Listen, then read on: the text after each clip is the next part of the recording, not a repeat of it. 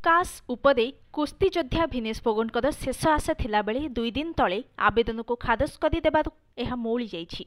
फल से खाली हाथ में भारत में पहुंचे किंतु 50 केजी फ्री स्टाइल फाइनाल पूर्व तांकर ओजन मपाजिबा समय 100 ग्राम अधिक रहिबा बहुत घटनाबहुल थिला। एपरिक भिनेशकर जीवन प्रति मध्य विपद रहिथिला। एही कथा को तांकर प्रशिक्षक उलर अकोस फेसबुक रे पोस्ट करथिले एवं किछि समय परे हटाई देथिले।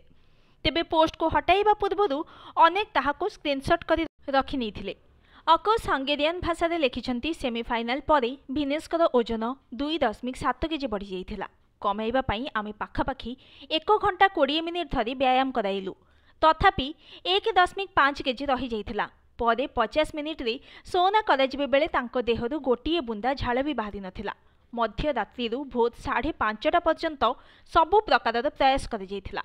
विभिन्न प्रकारर कार्डियो मेसिन ने जॉगिंग करने सहित कुस्तीर विभिन्न मूव अभ्यास करथिले। 2-3 मिनिटर विरति परे पुणी थरे समान अभ्यास जारी रखुथिले।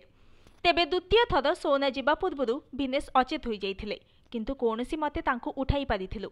एहा परे से पुणी घंटाए सोनारे बिताइथिले।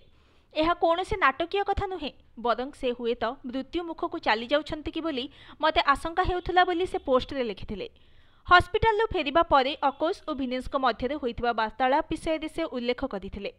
अयोग्य घोषणा परे प्रशिक्षकों को दुख न करने भिनेश अनुरोध करथिले, कारण दिने तांको प्रशिक्षक कहिथिले जदि केबे निजको कठिन परिस्थिति रे पड़िथिबा देख और तुमे अधिक शक्तिर आवश्यकता हुए सेतेबेले तुमे विश्वर श्रेष्ठ कुस्ती योद्धा को हराइछ बोली स्मरण करिबो। भिनेश कहिथिले मु मो लक्ष्य रे पहुंची सारिछि, विश्वरे मु श्रेष्ठ बोली प्रमाणित करि सारिछि।